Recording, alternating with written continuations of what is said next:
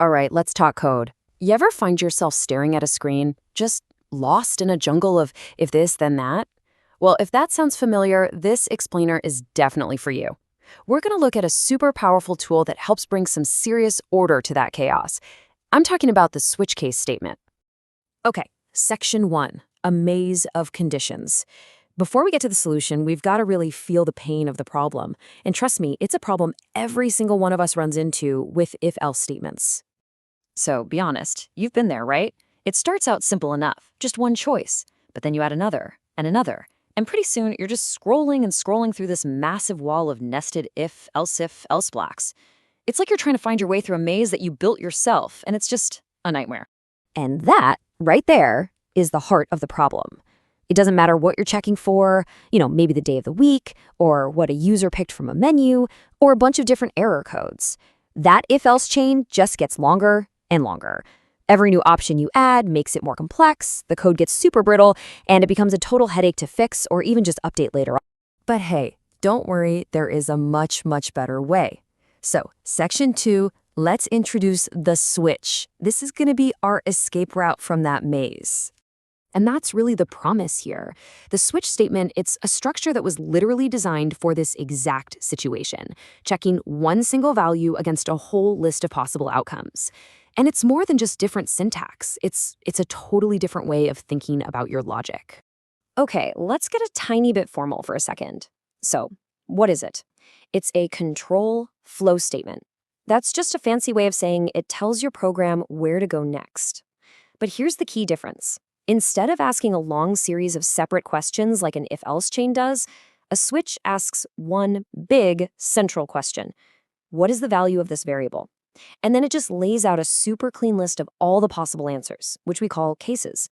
Now, to really make this click, let's use an analogy that I think we can all get behind. For just a minute, forget about code completely and picture a vending machine. Seriously, it's the perfect way to understand how a switch statement actually works under the hood. So let's break that vending machine down, piece by piece. Section 3, anatomy of a switch. We're going to look at the 4 key parts that make this whole thing tick. You'll see this maps perfectly. First up, the switch expression. That's the variable you're looking at. In our analogy, it's the coin you drop into the machine to get things started. Then you have the case values. Each case is one of the possible options.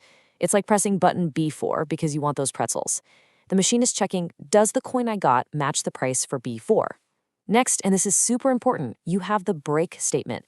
Think about it. Once the pretzels drop into the tray, the transaction's over, right? The machine stops. That's exactly what break does. It tells the code, we're done here, get out of the switch. And last, you've got the default fallback. What happens if you press a button that doesn't exist, like Z9? The machine says, selection not available. That's your default case. It's the catch-all for anything that doesn't match the other buttons. Okay, now that we have that vending machine model in our heads, let's see the big payoff. Section 4, cleaner, more efficient code. This is where the magic really happens. And just look at this. It's a perfect illustration of the transformation. It's night and day. On the left, you've got that if-else maze. It's all nested, the indentation is a mess to follow, and if you want to find the logic for just one option, you have to read through everything that comes before it.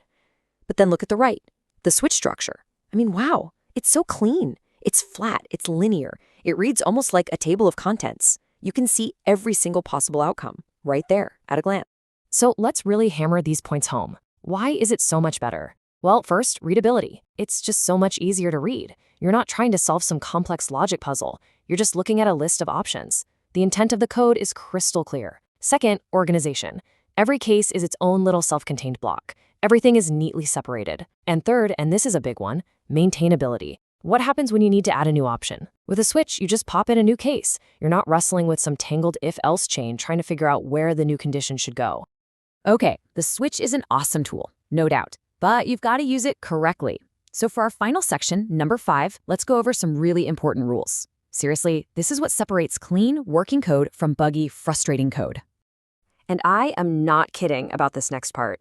I have seen programmers at every level, from beginners to seasoned pros, get tricked up by this. The single most common mistake you can make with a switch statement is forgetting the break. Without that little break at the end of your case, this weird thing called fall through happens. What that means is the code finds your matching case, runs the code inside it, and then just keeps right on going. It'll run the code for the next case and the next one after that until it finally finds a break or hits the end of the switch. Now, sometimes you might do this on purpose, like you could have cases for Saturday and Sunday fall through to the same block of code that says, it's the weekend. But if you forget it by accident, oh man, that's a huge, hard to find bug. All right, so let's lock in these 3 key rules. You got to remember these. Number 1, reach for a switch when you're checking one variable against a bunch of different values. It's the perfect tool for the job. Number 2, the break statement is your best friend. Seriously, use it at the end of every single case unless you have a very good reason not to. And number 3, always use a default case. Think of it as your safety net. It makes your code so much stronger because it can handle any weird, unexpected input that gets thrown at it. And that pretty much wraps it up. We started with this tangled, messy problem and found a really elegant, organized solution for it. We literally turned a code maze into a clear, simple menu. So that leaves just one final question for you. I want you to think about your own projects, the code you're working on right now. Where in there can a switch statement help you clean things up?